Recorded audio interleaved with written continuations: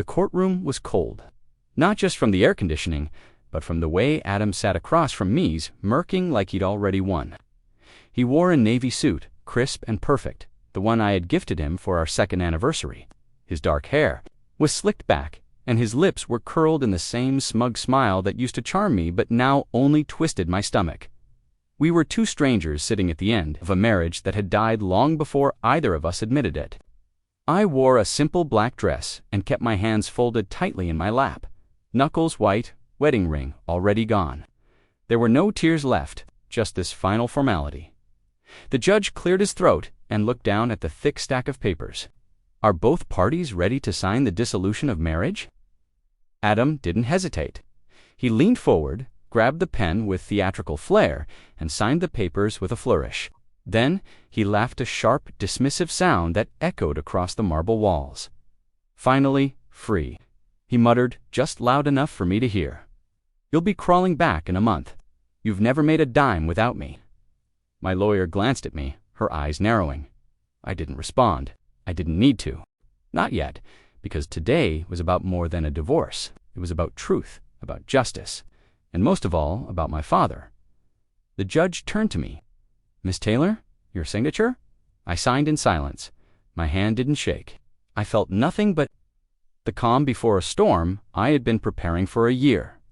The judge nodded. Divorce finalized.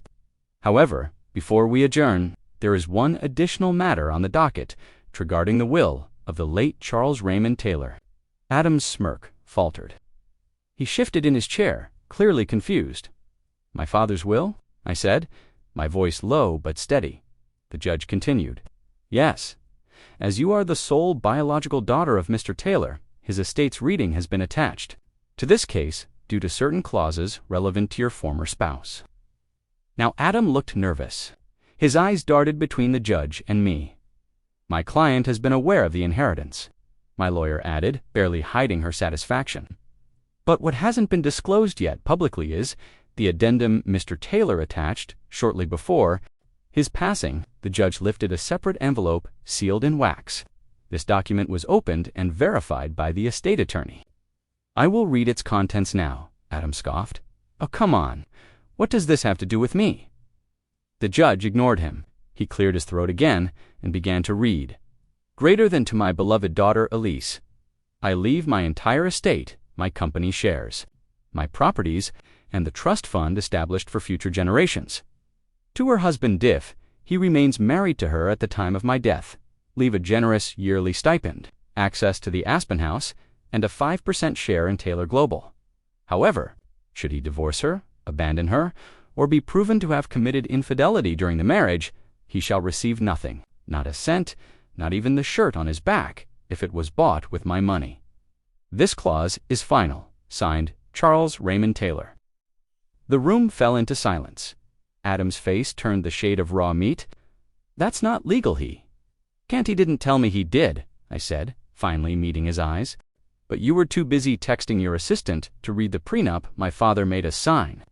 His mouth opened, closed, opened again, like a fish gasping for air. You knew. I've known for months, I said quietly. I knew about the affair, about the secret account, about how you were planning to leave me after you squeezed every last penny. That's why I waited. You manipulated me. I protected myself, I interrupted, standing slowly, and I protected my father's legacy. The judge stood. Court is adjourned. As the gavel fell, Adam slumped back in his seat, stunned.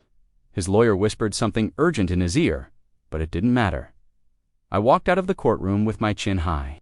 Outside, the sun was shining. It felt poetic, almost cinematic. How bright the day was, now that a long shadow had finally been cast off. Reporters were waiting, of course.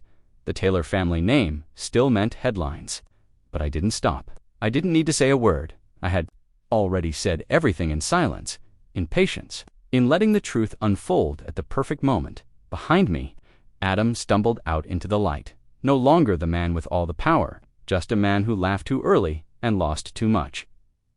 I smiled. Let them write their stories. Mine was just beginning.